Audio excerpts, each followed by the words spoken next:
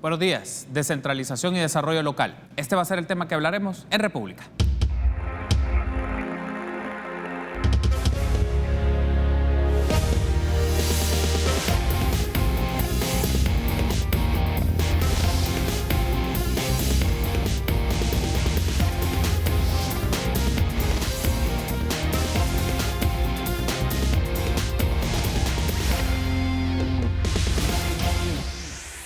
Muy buenos días, qué gusto que nos acompañe en una nueva edición de República. Les saluda Carlos Monterroso, es un agrado que esté con nosotros por la mañana, jueves 23 de mayo del año 2019, 6 de la mañana con 34 minutos. Estamos totalmente en vivo para poner a su disposición diferentes temas de la realidad de nuestro país. Y en esta ocasión, en la primera parte, vamos a hablar un poco sobre la descentralización y el desarrollo local. ¿Qué le significa al nuevo gobierno hablar de temas de descentralización? ¿De dónde venimos en este tránsito para las políticas de descentralización? ¿Cuáles son los retos que asumen las diversas instituciones del gobierno, gobiernos locales, sector empresarial, organizaciones de la sociedad civil? Pues bueno, vamos a hablar un poco sobre este tema y es un gusto para mí recibir a Sandra de Barraza, directora de Proyección Social y Programas de la Universidad José Matías Delgado, y también recibimos cordialmente a Francisco Iresi, alcalde de Zacatecoluca. Buenos días, bienvenidos a República. Bienvenida, doña Sandra, qué gusto que esté con nosotros. Muy buenos días, un gusto estar acá, un gusto estar con usted, alcalde. Muy gentil, gracias por tomar la invitación. Alcalde Iresi, qué gusto, bienvenido a este set. Muy buenos días, Carlos, muy buenos días, doña Sandra, y sobre todo muy buenos días a todos nuestros estimados televidentes que siguen este programa. Bueno, gracias a ustedes por tomar la invitación. Estamos muy temprano por la mañana para abordar estos temas que son relevantes para la discusión de nuestra audiencia y hablar un poco sobre la descentralización. Doña Sandra, empecemos sobre esto. ¿Por qué es necesario hablar de descentralización del Estado? ¿Por qué es necesario descentralizar el Estado salvadoreño? Bueno, yo creo que todos los ciudadanos tenemos que reconocer que el Estado es responsable de proveer todos los servicios y asegurar el respeto a todos los derechos y deberes que están establecidos en la Constitución.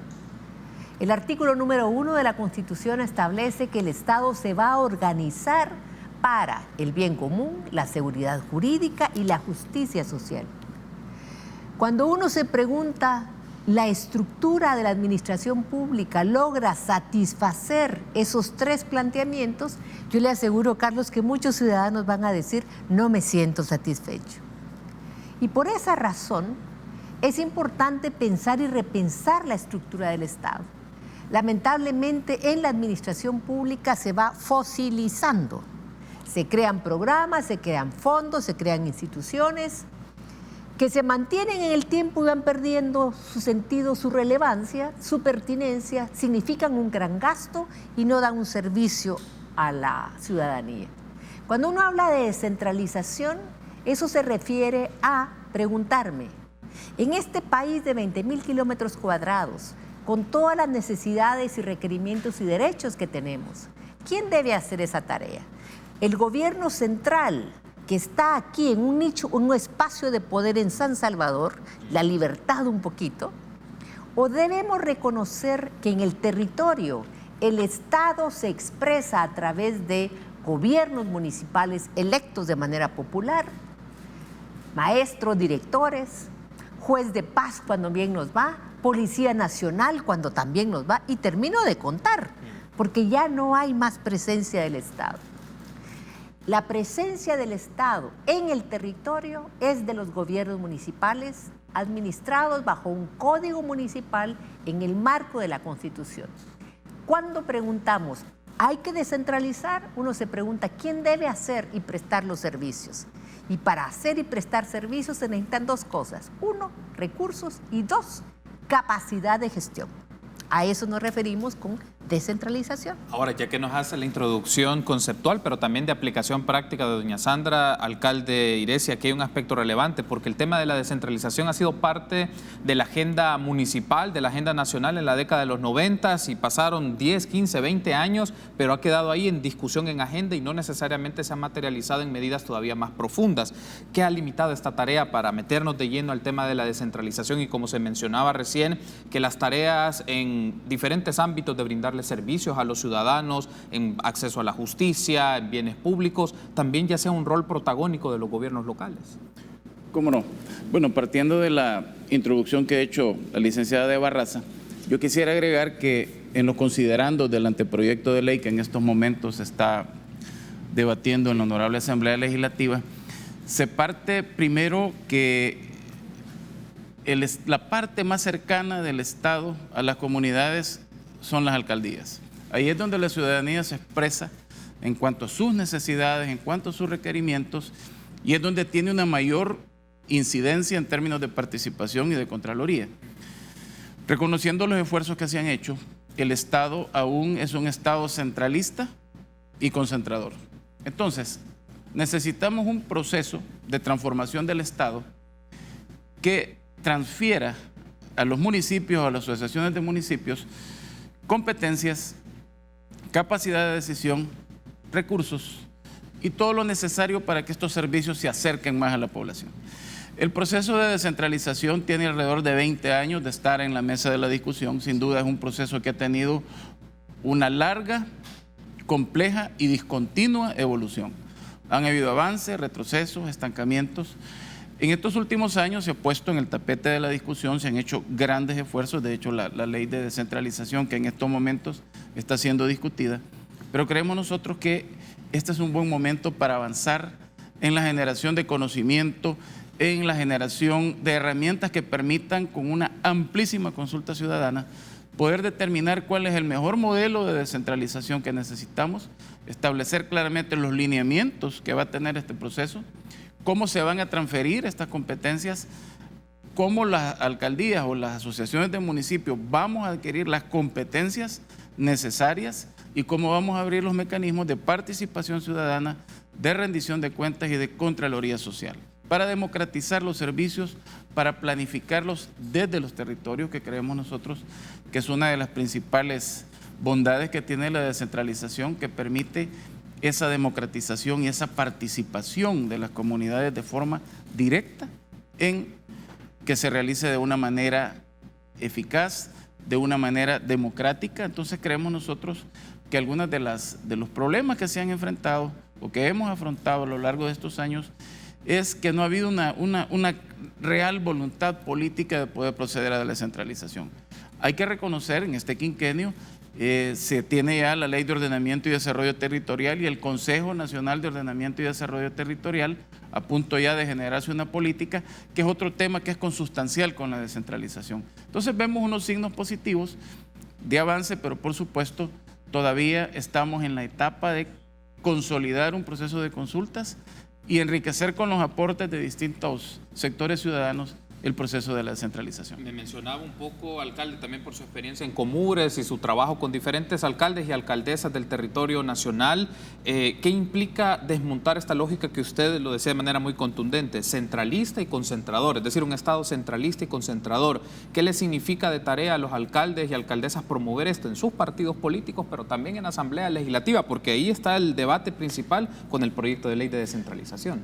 Primero partamos que se trata de una reforma del Estado, que se trata de una transformación estructural y profunda, que por lo tanto requiere de un amplísimo proceso de consulta. Comures, la gremial de las 262 municipalidades, ha estado muy activa, ha estado generando debate. Hemos tenido consultas en los 14 consejos departamentales de alcaldes sobre este tema. Hemos escuchado directamente cuáles son los planteamientos, hemos escuchado las dudas razonables, por supuesto.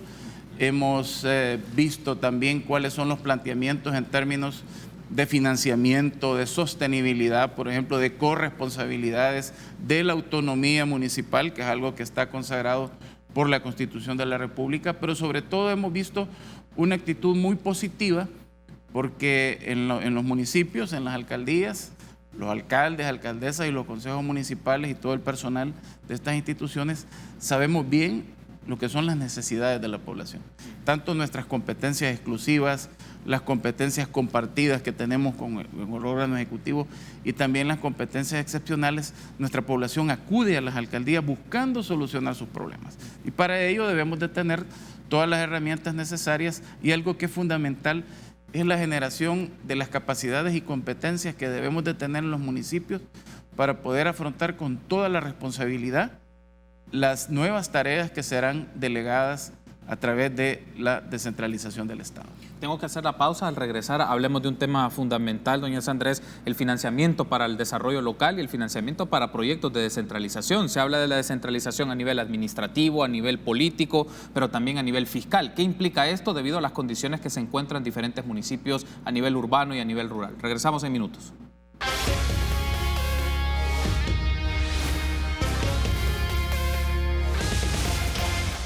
Gracias por seguir junto a nosotros en República. Continuamos platicando de la descentralización y el desarrollo local. Me acompañan Sandra de Barraza, directora de Proyección Social y Programas Especiales de la Universidad José Matías Delgado, y también está conmigo Francisco Iresi, alcalde de Zacatecoluca. En esta primera parte o en el primer segmento tenemos como un acercamiento más conceptual. ¿En qué sentido? ¿A qué evoca la descentralización? Pero también, ¿qué implica el trabajo de la descentralización del Estado? Implica de un Estado que sea cada vez menos centralista y menos concentrador en sus actividades políticas, administrativas y fiscales. Y en este segundo segmento hablemos un poco del carácter financiero. ¿Qué se requiere para una descentralización, sobre todo en el marco fiscal, pero también en qué condiciones económicas se encuentran los distintos municipios en el país? Para eso vamos a aprovechar unas declaraciones que nos brindó el alcalde de Sensuntepeque, Jesús Bonilla, que estuvo un par de meses atrás con nosotros en este set y nos hablaba un poco de la condición económica en la cual se encuentran diversos municipios en el país. Escuchemos. Hay municipios que de fondos propios no perciben absolutamente nada, o lo que perciben es una cantidad bien mínima. Tenemos municipalidades en donde usted llega a esos lugares y son pueblitos muy tranquilos, no hay ningún negocio, nadie paga mayor cantidad de impuestos, si bien es cierto se prestan los servicios. Ahí nos menciona entonces el alcalde y nos permite hacer una referencia para ampliar este análisis. Doña Sandrés, ¿en qué condiciones financieras están las diversas alcaldías donde hay asimetrías? Pero el proyecto de descentralización, ¿cómo se conecta ante esta situación que hay a nivel fiscal? Pero yo creo que el alcalde de Sensuntepeque ha sido muy gráfico. Aquí en el país, 70 municipios son los que concentran las oportunidades de desarrollo. En 70 municipios está la base empresarial. En 70 municipios las personas de cualquier parte del país van a encontrar oportunidades de trabajo. Si no, vea usted lo que pasa en Santa Tecla o San Salvador. Todo el movimiento que hay de personas de la Cordillera del Bálsamo, que no hay oportunidades de trabajo en la Cordillera del Bálsamo, que vienen para acá. Entonces hay un gran desequilibrio territorial. El alcalde Iresi, que me alegro, viene de un municipio con muchos recursos, una buena carretera, cerca tiene un aeropuerto. La gente de Zacatecoluca, yo no dudo que han de emigrar a Estados Unidos o a otra parte, pero en general ahí tienen oportunidades. Eso no sucede en la mayoría del país. Por esa razón, lo que dijo el alcalde, concentrador, centralista y presidencialista, diría. Nuestro Estado tiene esas características y con esas características las oportunidades de desarrollo se concentran territorialmente, se centralizan territorialmente e institucionalmente. Y además, uno tiene que ser amigo del presidente o de un ministro para poder satisfacer necesidades de servicios. Entonces, cuando se está hablando de descentralización, que usted, Carlos, tiene mucha razón, hay que pensar financiamiento. Todos aspiramos que seamos suficientemente hábiles para producir riqueza y que los gobiernos municipales puedan cobrar impuestos y tasas. Pero no es la realidad, tal como lo dijo el alcalde de Sensuntepeque. Entonces, cuando estamos hablando de una política de descentralización, nos obligamos a tener una política de financiamiento diferenciada. Yo aquí ya no quisiera estar hablando de pobreza. La descentralización lo que busca es generar riqueza y asegurar equidad en el territorio. Y para eso se requiere una buena e inteligente intervención del Estado. Zacatecoluca, Santa Tecla, San Salvador y otros municipios, Santa Ana, Sonsonate, San Miguel, son municipios que atraen inversión. El Estado a nivel central debería tener una estrategia que permita que estos sean autónomos, que puedan cobrar impuestos. ¿Por qué no el predial? ¿Por qué no el predial? Que es un tema que a todos pareciera que fuera tabú. Hay municipios, son alrededor de 22, 25, que podrían generar sus propios recursos. Hay otros municipios en donde todos debemos financiarlos para asegurar que son atractivos para la inversión privada, que atraen inversión y que generan oportunidades de empleo en sus comunidades. Un alcalde en Carolina, hace muchos años, cuando estábamos por construir la carretera longitudinal del norte, dijo algo tan gráfico: mire, Sandra, aquí hay chicos que terminan el bachillerato y cuando se gradúan, mire alrededor, no tienen ninguna oportunidad de trabajo, terminan yéndose. Todo el sacrificio que los padres han hecho termina subsidiando economías extranjeras. Esa es una realidad. Financiamiento, sí hay financiamiento. El FODES representa la cuarta parte del presupuesto del Ejecutivo. Cuarta parte. Y así va a llegar con el incremento del 2%, no más que la cuarta parte. Yo me pregunto, ¿quién tiene mayor competencia y agilidad para que cuando se atascan las tuberías de las escuelas puedan resolver el problema? ¿El alcalde municipal o el ministro que tiene que firmar 5, 10, 15 o 20 autorizaciones para que cambien los focos, las tuberías, los servicios sanitarios, el sistema eléctrico? ¿Quién tiene mayor competencia para asegurarme esto? En temas de seguridad, todos sabemos que el tema de seguridad es el talón de Aquiles del país. ¿Quiénes tienen a veces que financiar las llantas, la batería y la gasolina de las radiopatrullas?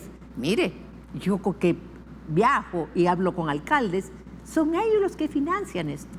Entonces hay que ser realistas, hay que romper ese centralismo que significa un tramo burocrático tan largo que me aleja a mi ciudadana con necesidades de justicia, de seguridad, de bien común, me aleja al Estado. Y yo termino quejándome que nunca tengo los servicios que deben tenerse en su momento. Hablar de descentralización significa ponerme en el territorio y preguntarme quién debe satisfacer y quién tiene mejor competencia para satisfacer mis requerimientos. A diferencia de lo que dijo el alcalde Iresi, yo creo que el Código Municipal actual les da competencias importantes a los alcaldes. Pero ¿cuál es el problema? Que hay un artículo que sigue que justifica no darle las competencias a las alcaldías municipales, justifica el centralismo.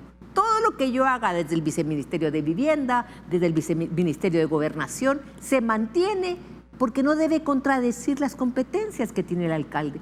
Creo que el diálogo que nosotros debemos de tener en el país es en función: ¿quién me asegura justicia? ¿Quién me asegura bien común, bienestar colectivo con educación, con salud, con agua potable, con saneamiento básico, con mantenimiento de calles y carreteras? Discúlpenme, yo no creo que sea el ministro, el fovial desde el nivel central que pueda hacer eso. Quiero aprovechar ya que se hace esta mención porque se articula con otras actividades de la vida municipal, pero el tema fiscal o el tema financiero es fundamental para el trabajo de los municipios porque hay asimetrías. Algunos municipios que están en buenas condiciones o que tienen una base tributaria fuerte que les permite hacer varias cosas, pero en otros su condición no es así. Por eso tomábamos el clip del alcalde Sensuntepeque, pero vamos a aprovechar otro de Enrique Merlos, que es economista de Funde, y él nos dio su apreciación del tema del estado de las finanzas municipales. Escuchemos. Hay que diversificar, actualizar y mejorar la recolección de tributos en los municipios. Hay muchos municipios en este país que la tributación está bastante desactualizada. Están haciendo cobros muy bajos realmente por diversas actividades que se desarrollan en sus municipios. Hay que revisar un poco ese elemento. Hay que fortalecer la capacidad de técnica y de los diferentes municipios, la capacidad administrativa para recolectar y recaudar más fondos que permitan ir poco a poco desarrollando sus capacidades. A nivel de Centroamérica, la tributación que tienen los municipios en El Salvador apenas es del 18% de ingresos propios que reciben vía tributos, cuando en el resto de la región supera el 40%, y en países como Panamá, como Costa Rica, como Nicaragua, incluso la tributación de los municipios supera el 60%. ¿Por qué pasa esto? Porque en Centroamérica, exceptuando El Salvador, todos los demás países tienen el impuesto predial, que es buena parte que incrementa la recaudación que tienen los municipios. Bueno, ahí en esta mención que hace el economista Enrique Merlos de Funde aparece el tema del impuesto predial. He tenido la oportunidad de platicar con varios alcaldes, alcaldesas que nos han acompañado en este set y están en principio de acuerdo. El tema que genera un debate es ¿quién lo va a manejar ese impuesto? Si lo va a manejar el Estado, si lo van a manejar los gobiernos locales y sobre qué tipo de bienes se va a establecer este tipo de impuesto, es decir, en concreto la extensión de los bienes. Pero el punto que nos lleva a esta interpretación de Enrique Merlos y consultarle al alcalde Iresi es ¿y qué reformas fiscales en materia de las finanzas municipales son claves para el proyecto de descentralización? ¿Qué se debe de modificar en el tema financiero o fiscal, en este caso de los municipios? Bueno, hablar del tema de finanzas municipales es hablar de uno de los temas más complejos, porque también es uno de los temas más sensibles que tenemos en nuestro país. A ver, las finanzas municipales, por un lado tenemos el FODES, por otro lado tenemos los ingresos propios que tienen las municipalidades en concepto de tasas, que esto implica una contraprestación de un servicio, los impuestos propiamente dichos, que son por funcionamiento, por otras cosas, en algunas ocasiones contribuciones especiales, y la gestión de recursos que se puede hacer. Yo quisiera traer a colación en este momento el informe de desarrollo humano del año 2013 que el PNUD presentó específicamente sobre El Salvador, y en ese estudio se mencionaba en uno de los capítulos precisamente el impuesto predial, que somos el único país que no lo tiene. Sin duda esto tiene que ser un tributo que sea objeto de un amplio análisis para poder establecer bien cuáles van a ser los parámetros, cuáles van a ser los mecanismos para que no resulte un tributo que pueda interpretarse como que es una recarga tributaria o que sea algo que venga, dijéramos, a descompensar las finanzas de muchas personas, sobre todo de aquellas personas que tienen dificultades en estos momentos, pero creo yo que debe ser objeto de un amplio análisis, específicamente en lo que se refiere a la sostenibilidad financiera de la descentralización. Si nosotros revisamos el anteproyecto de ley que está siendo discutido en la Asamblea Legislativa, precisamente el capítulo 6 habla de sostenibilidad financiera de los servicios, atribuciones y competencias a descentralizar, y habla el artículo 20 sobre la asignación de los recursos, en donde desde el gobierno central se van a transferir recursos desde el Ministerio de Hacienda, lo que correspondería, digamos, a la institución que en este momento lo presta, serían transferidos a los municipios para poder garantizar la prestación de este servicio. Pero también no menciona la misma ley en el artículo 21, que tiene que ver con sostenibilidad financiera de los municipios, y dice el artículo 21 de lo que se está discutiendo: los servicios, atribuciones o competencias que se transferirán a los municipios en forma individual o asociada implicará que estos ejerzan su potestad tributaria. En otras palabras, esto tiene mucha conexión con lo que acabamos de hablar, porque implicaría hacer una modernización catastral, hacer una modernización en todo lo que respecta, y ahí hay que decirlo, como parte de las inequidades territoriales o de las inequidades institucionales que tenemos. Es necesario, por un lado, y lo hemos planteado, una homologación de tasas, por lo que decía el colega alcalde, que en un lugar hay un cobro, en otro hay otro, la homologación de tasas, y lo hemos planteado en Comores, e igualmente habría que hacer una homologación como parte de la discusión de los lineamientos. Hablábamos de que se está buscando crear el mejor modelo de descentralización.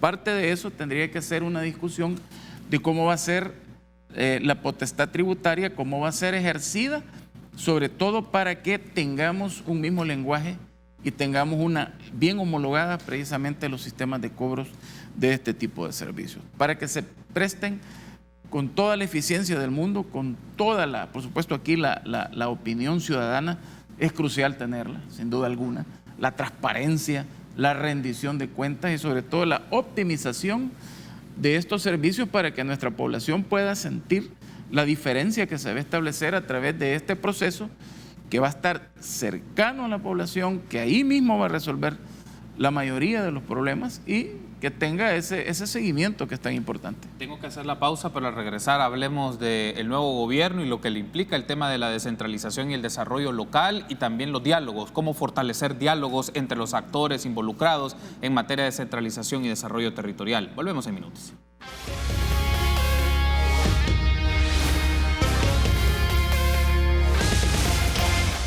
Último bloque de esta primera parte de República, que hablamos de descentralización y desarrollo local con Sandra de Barraza y Francisco Irés. Y ahora quiero pedir a producción, nos puede poner en pantalla un tuit del presidente electo Nayib Bukele sobre una decisión que se tomó de una transformación que se va a hacer del FISDL y convertirlo en Ministerio de Desarrollo Social. Ahí lo tenemos. El FISDL se convertirá en el nuevo Ministerio de Desarrollo Local. Su trabajo será llevar obras a los municipios, dando prioridad a los más olvidados. Y ahí menciona quién será la persona, que ya conocemos, que será María Chichilco. Luego el siguiente tuit. La inversión en nuestro país tiene dos grandes problemas. Uno, la falta de una visión estratégica nacional de infraestructura. Y dos, la casi nula inversión en los territorios olvidados, el 70% del territorio nacional. Este nuevo ministerio resolverá el segundo problema. Retomo un poco estos comentarios del presidente electo porque son indicios, doña Sandra, de por dónde irá la política pública en materia de descentralización, o por lo menos en este caso de desarrollo local. Pero, ¿qué implica que el FISDL se vuelva un ministerio de desarrollo local? ¿Estamos hablando de descentralizar o podemos interpretar en la medida también de las acciones que se hagan que va por otro rumbo? Pero yo creo que para mí esa conversión del FISDL en un ministerio es una señal que se le va a dar más relevancia al desarrollo local. Entonces creo que es positivo. Ese ministerio va a tener grandes desafíos. Si la tarea es que el 70% del territorio tenga financiamiento para obras de infraestructura, que confirma lo que yo anteriormente dije, la riqueza está concentrada en 60 municipios, el resto está olvidado. Se requiere una visión estratégica de financiamiento importante. Hay que dialogarlo. Yo, por ejemplo, inicialmente no estaría de acuerdo en homologar tasas. Discutámoslo. ¿Por qué? Porque van a tratar a Carolina igual que tratan a Zacatecoluca o a Santa Tecla. Carolina Segura en el norte necesita subsidiar los servicios con apoyo del gobierno central y esa flexibilidad la debemos de tener. Pero en ciertos lugares no necesitamos financiar con transferencias. Además del FODES, además de que tenemos que cambiar la lógica del FODES, se pueden introducir nuevos tipos de impuestos. ¿Por qué tengo que pagar mi tarjeta de circulación de mi vehículo al gobierno central? ¿Por qué no lo pago a la alcaldía municipal en donde yo resido? Ese ejemplo, el tema de financiamiento, puede bloquear totalmente la discusión sobre modernización del Estado a través de la descentralización. El Ministerio de Desarrollo Local, que me alegro que exista, que el FISDL haya dejado de ser un fondo solidario y que se convierta en una política con mayor sostenibilidad, tendrá que resolver visiones estratégicas sobre el tema.